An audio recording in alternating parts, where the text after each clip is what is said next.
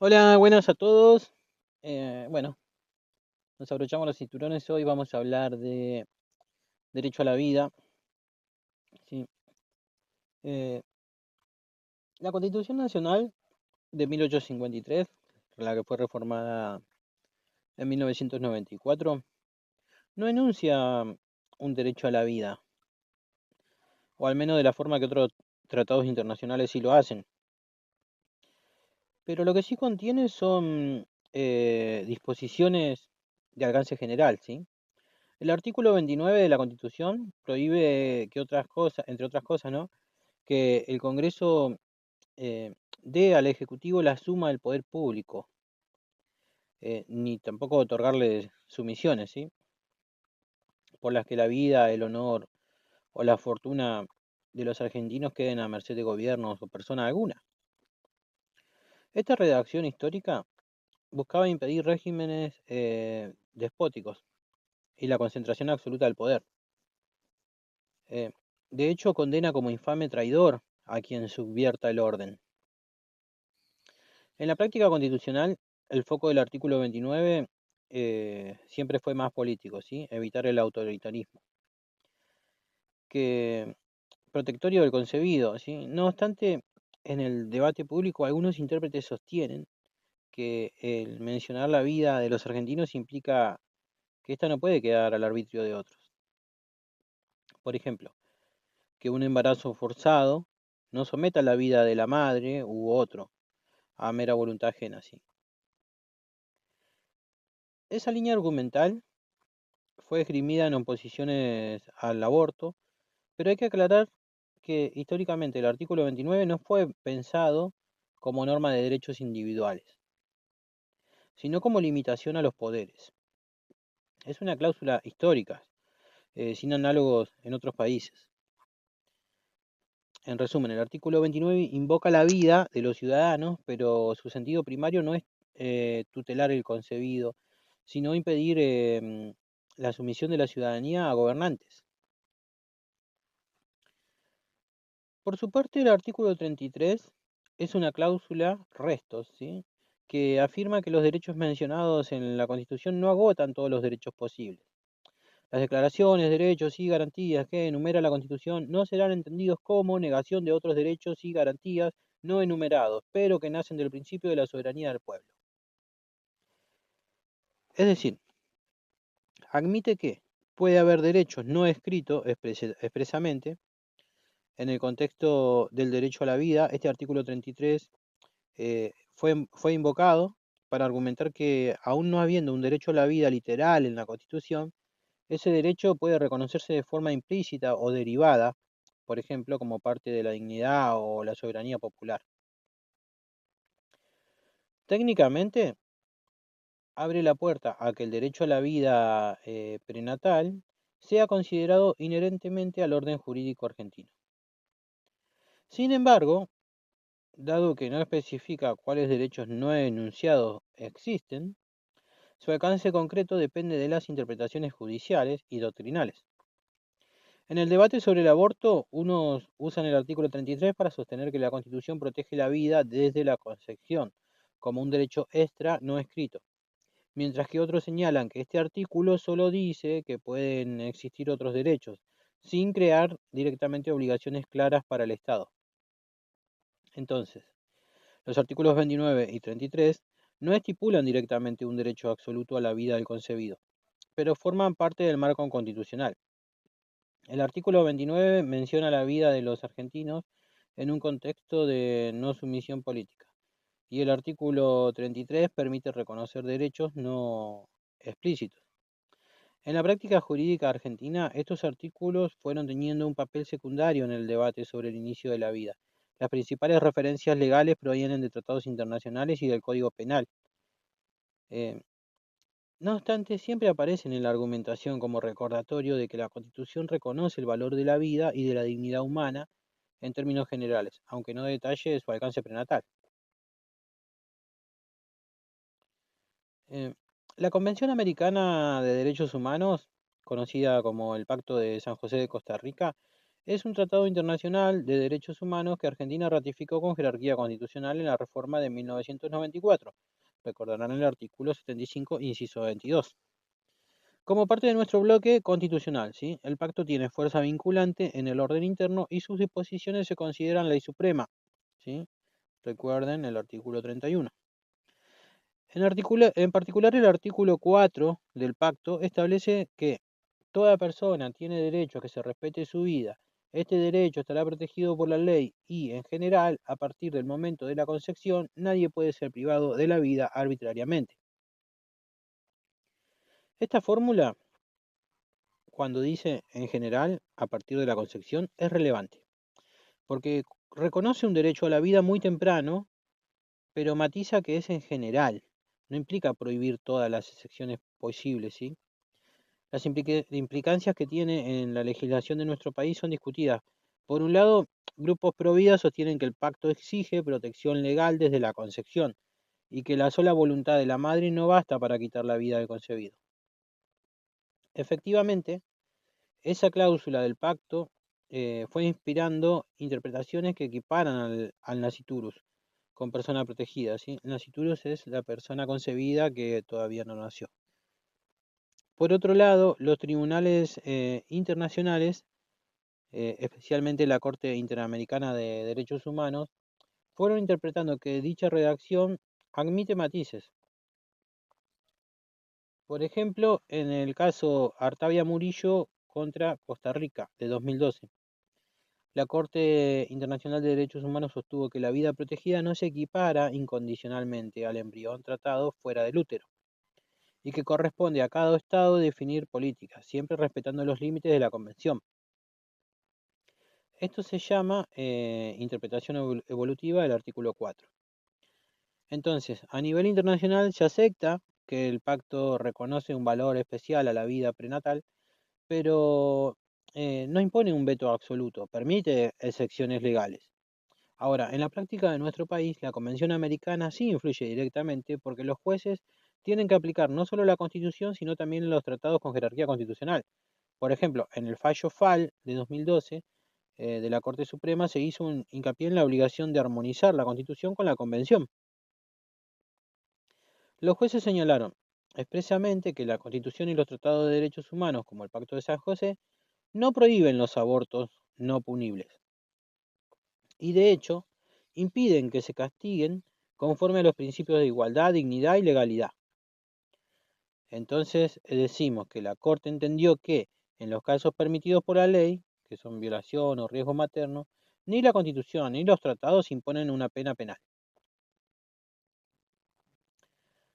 Entonces la Convención Americana tiene rango constitucional en nuestro país y reconoce el derecho a la vida, desde la concepción. Esta norma contribuye al debate sobre cuándo inicia la vida legalmente, fomentando interpretaciones proteccionistas del nasciturus, pero su texto mismo, ¿sí? En general, cuando dice en general, y la jurisprudencia interamericana permiten situaciones excepcionales. En el orden interno, el pacto sirve como marco obligatorio. Los jueces argentinos los jueces argentinos lo aplican y armonizan con los artículos locales, como hizo la Corte en FAL, con la Constitución y el Código Penal. Por eso, cualquier regulación del aborto en nuestro país tiene que considerar tanto la Constitución como los compromisos internacionales que garantizan el derecho a la vida.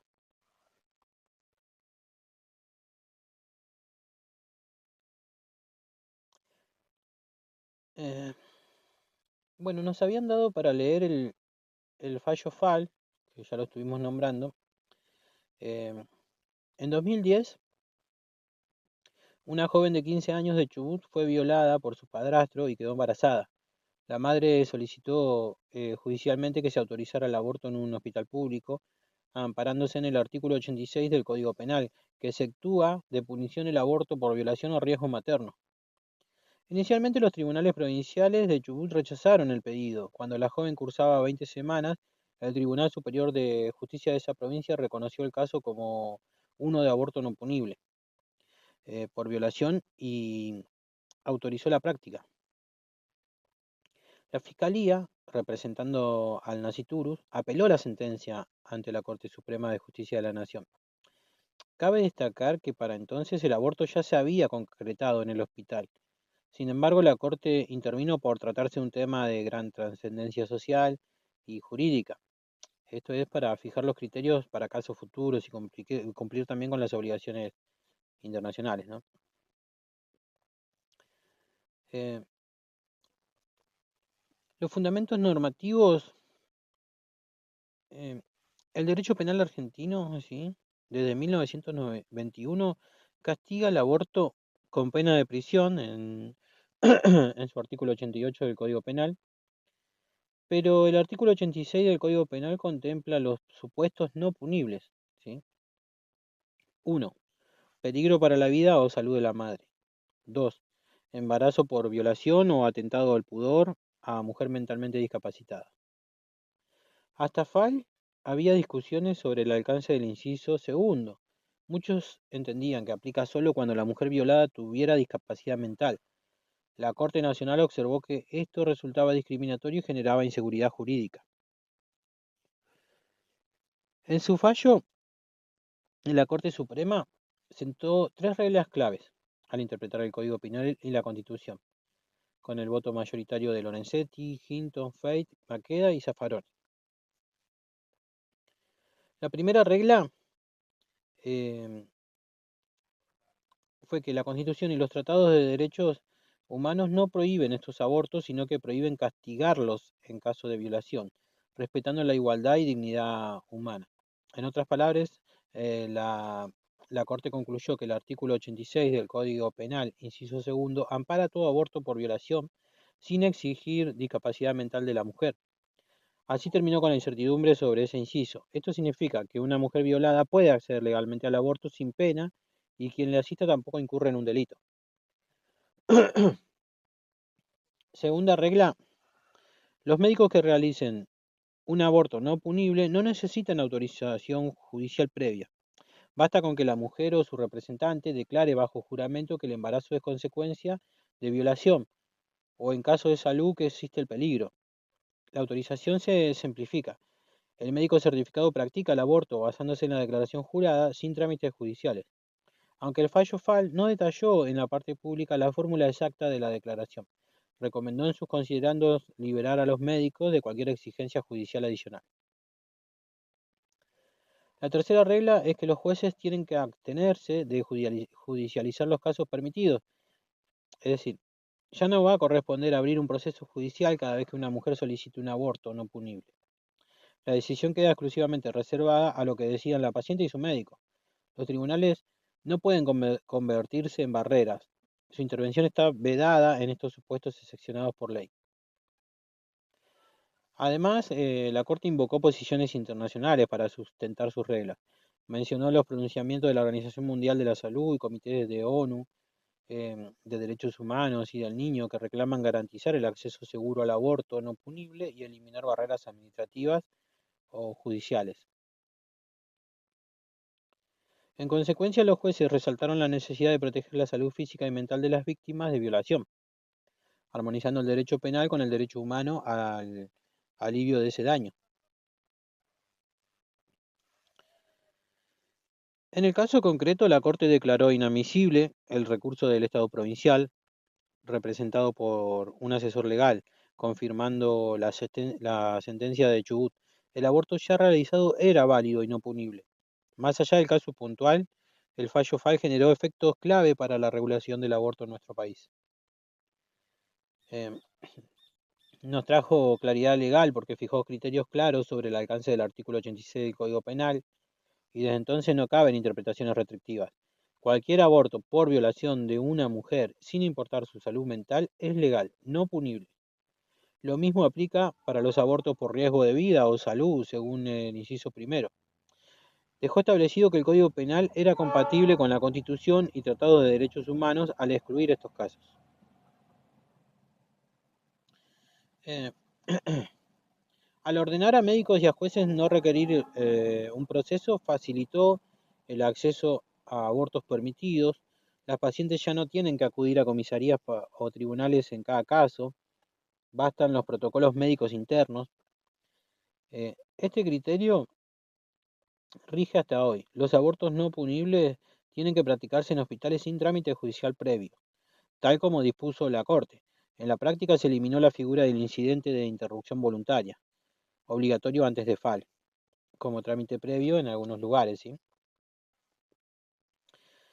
El fallo también instruyó a las autoridades de salud a implementar protocolos hospitalarios para la atención de abortos no punibles, removiendo barreras administrativas o fácticas. En consecuencia, el Ministerio de Salud Nacional y varias provincias elaboraron o adaptaron protocolos oficiales. Por ejemplo, el Protocolo Nacional de Abortos No Punibles de 2010 y protocolos provinciales posteriores. De esa forma se buscó asegurar que los servicios de salud público respondan adecuadamente a la ley, sin dilaciones ni trabas burocráticas. Y todavía así, informes posteriores señalan que persisten dificultades prácticas en algunos distritos, pero al menos existe un marco normativo aplicable desde FAL, ¿sí? Eh, FAL se convirtió en doctrina oficial sobre abortos no punibles, sirvió de fundamento en debates legislativos y sociales, por ejemplo en la discusión parlamentaria de 2018-2020 sobre la legalización del aborto.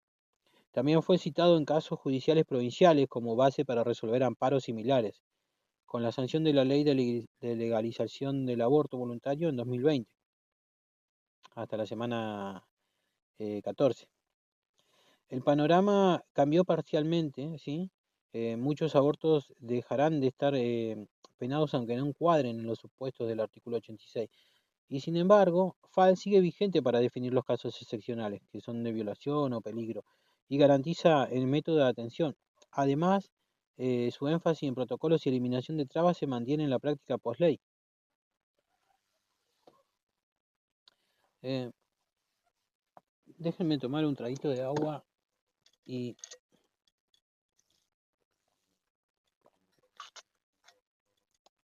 vamos a ir, vamos a ver artículo por artículo para que no nos quede duda de nada, ¿no? Sí. El texto del artículo 29 de la Constitución Nacional dice: el Congreso no puede conceder al Ejecutivo Nacional ni las legislaturas provinciales, a los gobernadores ni a estas, a aquel, facultades extraordinarias, ni la suma del poder público, ni otorgarle sumisiones o supremacía por la que la vida, el honor o la fortuna de los argentinos queden a merced de gobierno o persona alguna. ¿Qué significa? Este artículo es conocido como la cláusula de prohibición de poderes extraordinarios.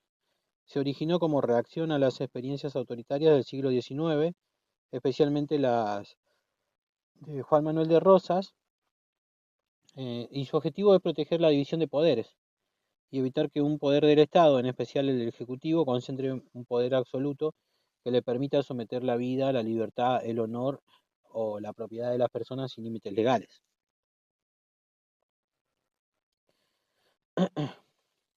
Ahora, ¿por qué tenemos que interpretar esto con relación al derecho a la vida? Bueno,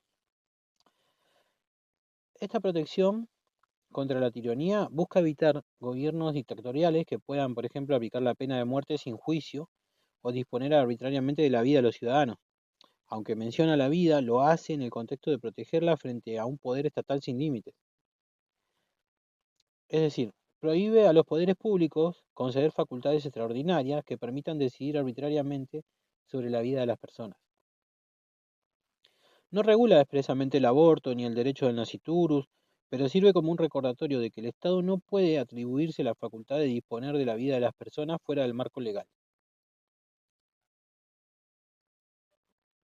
Pasemos ahora al artículo 33. Dice: las declaraciones, derechos y garantías que enumera la Constitución no serán entendidas como negación de otros derechos y garantías no enumerados, pero que nacen del principio de la soberanía del pueblo y de la forma republicana de gobierno.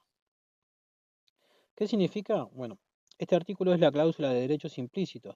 Reconoce que la Constitución no es un catálogo cerrado y que existen otros derechos fundamentales que, aunque no estén expresamente mencionados en el texto, derivan de principios constitucionales como la soberanía popular y la forma republicana de gobierno. ¿Cómo tenemos que interpretarlo con relación al derecho a la vida? Bueno, es una puerta abierta a derechos no escritos, ¿sí? Por ejemplo, aunque la Constitución no dice expresamente la vida desde la concepción, Este artículo permite reconocerlo como un derecho implícito derivado de la dignidad humana y el principio republicano. También sirve para incorporar derechos modernos como los ambientales, los derechos de los consumidores y los derechos de las mujeres, en consonancia con el desarrollo social y jurídico.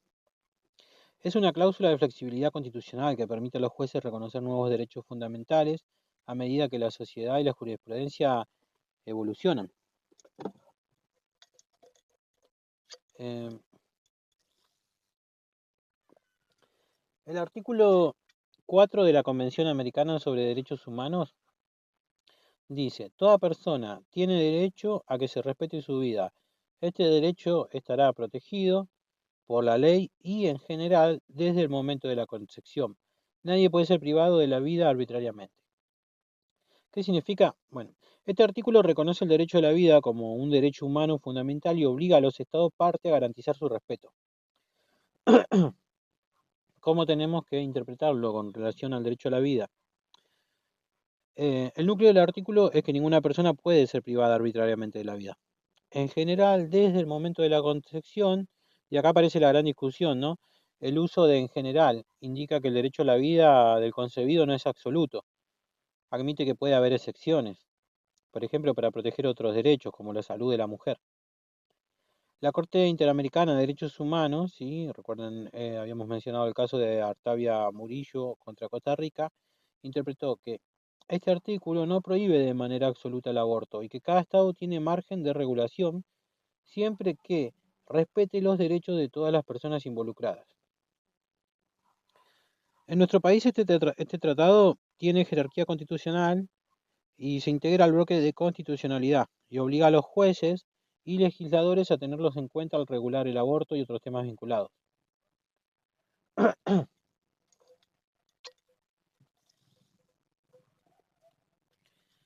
Eh, Pasemos ahora al artículo 86 y 88 del Código Penal. Artículo 86. El aborto practicado por un médico diplomado con el consentimiento de la mujer encinta no es punible. 1. Si se ha hecho con el fin de evitar un peligro para la vida o la salud de la madre, y si este peligro no puede ser evitado por otros medios. 2. Si el embarazo proviene de una violación o de un atentado al pudor cometido sobre una mujer idiota o demente. ¿Cómo hay que interpretarlo con relación a la vida? Este artículo contempla los abortos no punibles, ¿sí? Es decir, excepciones a la regla general, que castiga el aborto. En el inciso primero, habilita el aborto terapéutico si está en riesgo la vida o la salud de la mujer.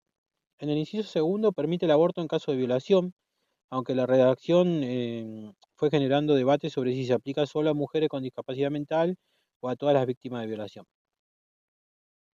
La Corte Suprema, con el caso Fall, interpretó que debe entenderse para todas las víctimas de violación sin restricciones. El artículo 88 dice en su texto: la mujer que causare su propio aborto o considere en que o consintiere en que otro se lo causare, será penada con prisión de 1 a 4 años. Este artículo establece la penalización general del aborto en nuestro país. Sin embargo, hay excepciones, ¿sí?, que son las previstas en el artículo 86, que son no punibles y que no se castigan porque la ley así lo dispone.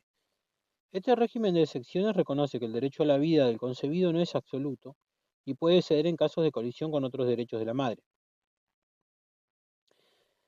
Exacto. Esa observación refleja uno de los debates doctrinarios más interesantes sobre el artículo 29 de la Constitución Nacional.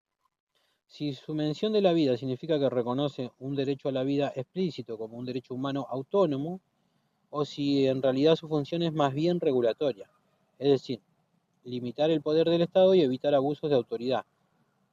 Eh, Vamos a explicarlo con más detalle y de una forma más clara para que lo puedan entender eh, desde ambas posturas, ¿sí? Permítanme un traguito de agua. Eh, la primera postura, ¿sí?, es la que dice que el artículo 29 reconoce un derecho a la vida. Algunos juristas y sectores doctrinarios especialmente aquellos que defienden una interpretación maximalista de los derechos, sostienen que al mencionar la vida, por las que la vida, el honor o la fortuna de los argentinos queden a merced de gobierno o persona alguna, el artículo 29 estaría reconociendo de manera implícita un derecho a la vida, según esta visión. El constituyente argentino estaría dejando claro que la vida humana es un bien jurídico fundamental que el Estado no puede avasallar arbitrariamente. El artículo actuaría como una garantía constitucional de que el poder estatal no podrá disponer de la vida de las personas sin justificación y debido proceso. Esto reforzaría la idea de que el derecho a la vida está protegido por la Constitución, incluso antes de la incorporación de los tratados internacionales como la Convención Americana. Se conectaría con la cláusula de soberanía popular y con el principio republicano, ya que un Estado republicano se funda en el respeto a los derechos básicos de las personas. Por ejemplo, en debates sobre aborto o pena de muerte, algunos citan el artículo 29 como respaldo para sostener que la vida es un derecho que el Estado tiene que respetar y que por lo tanto cualquier ley que permita su privación debe interpretarse restrictivamente.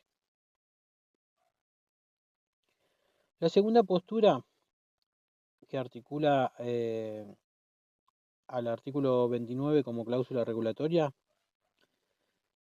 eh, déjenme tomar un trago de agua. Bueno, otros juristas sostienen que el artículo 29 tiene un contenido que es eminentemente regulatorio y no de reconocimiento de derechos individuales como tal.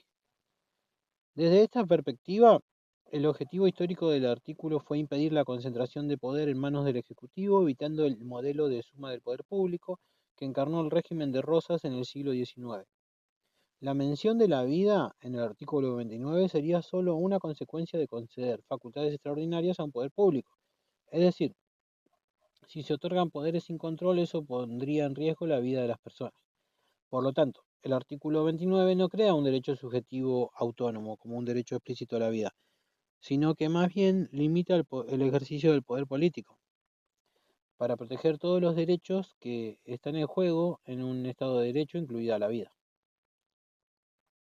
El derecho a la vida estaría protegido por el artículo 33, ¿sí? Derechos implícitos, o por la interpretación armónica de la Constitución con los tratados internacionales. Por ejemplo, en la práctica, las demandas de amparo por cuestiones de salud o aborto no se suelen basar en el artículo 29, sino en otras normas como el artículo 33, el artículo 19, que es el principio de autonomía, o el Pacto de San José. Y esto refuerza la idea de que el artículo 29 es más una cláusula de control de poder estatal que una garantía subjetiva directa. Entonces, el artículo 29 sí menciona la vida, pero para algunos esto sería reconocimiento explícito del derecho a la vida como derecho fundamental y para otros se trata de una protección indirecta frente al abuso del poder público y no de un derecho subjetivo autónomo. La interpretación más aceptada por la Corte Suprema tiende a considerar el artículo 29 como una cláusula de limitación al poder político, más que como una fuente directa de derechos subjetivos.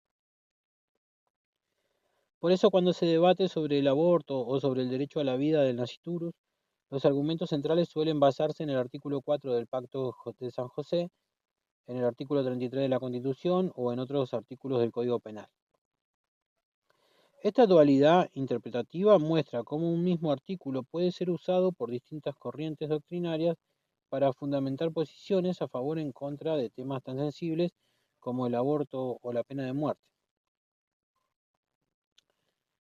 Eh,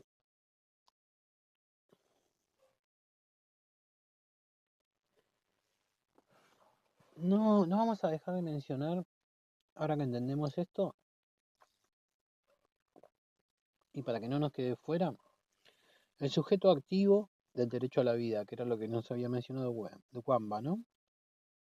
Bueno, cuando hablamos de sujeto activo, en el derecho nos referimos a la persona titular del derecho, es decir, quien puede exigirlo. Y en este caso, el sujeto activo del derecho a la vida es toda persona física desde la concepción y hasta la muerte natural.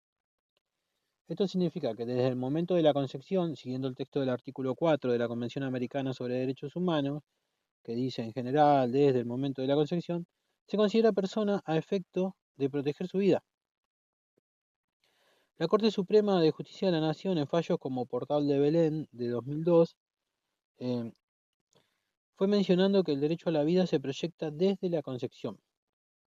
Incluso quienes sostienen posiciones a favor de la legalización del aborto admiten que el derecho a la vida es el punto de partida para el análisis jurídico, aunque bueno, discuten el alcance y la ponderación con otros derechos como la salud y la autonomía. En la práctica, el Código Civil y Comercial de nuestro país, en su artículo 19, define la existencia de persona humana desde la concepción, que, lo que refuerza la idea de que desde ese momento hay un sujeto activo que ostenta derechos. Por ejemplo, una mujer embarazada se atiende en un hospital público, el feto tiene derecho a que el Estado tome medidas para proteger su vida, por ejemplo, evitando abortos fuera de los casos permitidos y garantizando condiciones médicas seguras para el parto. El sujeto pasivo de un derecho es la persona o entidad obligada a respetar, proteger y garantizar ese derecho.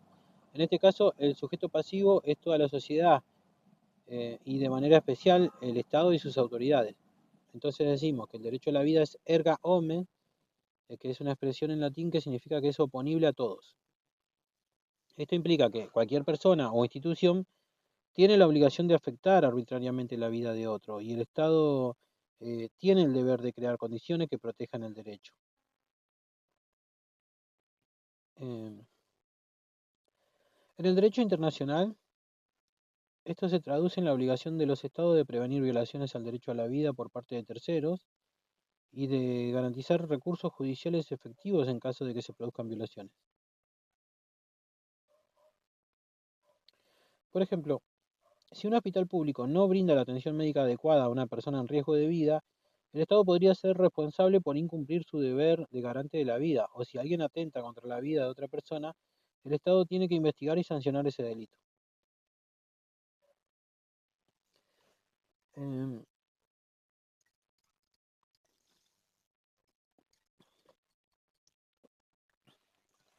Pena de muerte. Otra de las cosas que no había nombrado Wamba. Empecemos por el artículo 18 de la Constitución Nacional.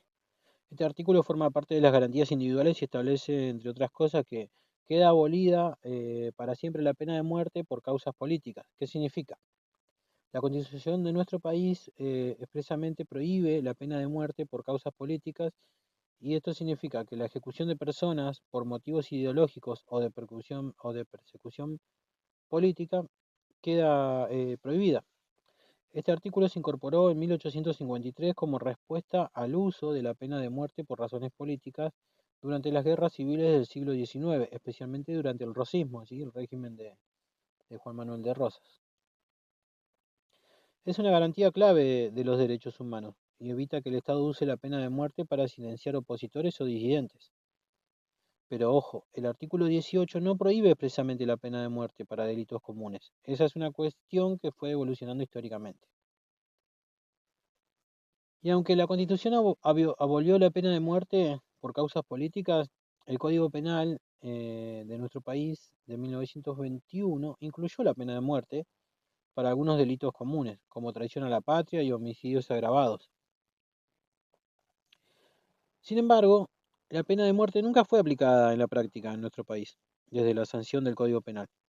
En 1984, después del regreso de la democracia, Argentina ratificó la Convención Americana sobre Derechos Humanos y en 2008 derogó la pena de muerte para delitos comunes en su ley 24.410. En definitiva, aunque figuraba en el Código Penal, en la práctica no se ejecutó a ninguna persona desde el principio del siglo XX.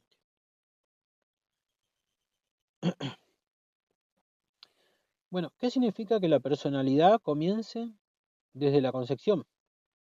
En derecho civil, la personalidad es la actitud para ser sujeto de derechos y obligaciones. Dicho de otra manera, es la condición de persona ante el derecho.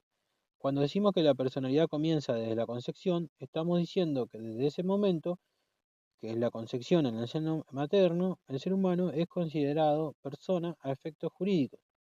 Esto significa que el concebido tiene derechos reconocidos por la ley, aunque estos derechos estén sujetos a que nazca con vida, ¿sí? El nacer con vida es la condición resolutoria. Por ejemplo, un niño que todavía no nació puede heredar bienes si el causante, ¿sí? El fallecido, muere mientras su madre está embarazada. Si el niño nace con vida, recibe la herencia. ¿Qué decía el viejo código de Vélez Sarsfield, que rigió allá por el 1871 hasta el 2015? En su artículo 63 establecía: son personas por nacer las que, no habiendo nacido, están concebidas en el seno materno. Desde la concepción en el seno materno son personas en cuanto a sus derechos patrimoniales. Eh, Esto significa que el código reconocía ciertos efectos patrimoniales como heredar o ser donatario, pero no hacía extensiva la personalidad en todos los aspectos civiles hasta el nacimiento con vida. El derecho de herencia estaba condicionado al hecho de que el concebido nazca vivo, ¿sí? En el artículo 74 del viejo Código Civil. Esto se basaba en la idea de que los derechos del concebido están supeditados a que efectivamente se convierta en persona viva. Este sistema era propio del derecho civil de tradición romanista que protegía al nasciturus, pero bajo una expectativa de derechos. ¿Qué dice el código con la reforma del 2015, que unificó el Código Civil y el comercial? Bueno, acá se reafirmó la definición de personalidad desde la concepción en el artículo 19. Dice: la existencia de la persona humana comienza con la concepción. Bueno, esto significa que a partir del momento en que hay concepción, el ser humano es considerado persona ante el derecho de nuestro país. Y esto impacta en temas como la herencia, la filiación, los derechos de alimentos y el derecho a la vida. Este artículo se interpreta en armonía con el artículo 4 de la Convención Americana de Derechos Humanos, que protege la vida en general desde la concepción. Importante, aunque la reforma reafirma la existencia de la persona desde la concepción, en la práctica los derechos patrimoniales siguen condicionados a que nazca con vida, ¿sí? Eh, ¿Cómo impacta en el derecho de la herencia? Bueno, cuando una persona muere dejando bienes, déjenme tomar un poquito de agua.